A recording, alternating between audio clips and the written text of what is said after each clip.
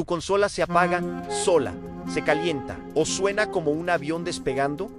Puede que no esté dañada, solo está pidiendo mantenimiento. La mayoría de consolas que llegan a nuestro laboratorio tienen el mismo problema años sin limpieza interna. El polvo bloquea los ventiladores, la pasta térmica se seca y el sistema empieza a sobrecalentarse peligrosamente. El resultado: apagados inesperados, pérdida de rendimiento y, en el peor caso, daño permanente en la motherboard. Un mantenimiento profesional incluye limpieza profunda, cambio de pasta térmica, optimización del sistema de refrigeración. Esto reduce temperaturas, mejora el rendimiento y alarga la vida útil de tu consola.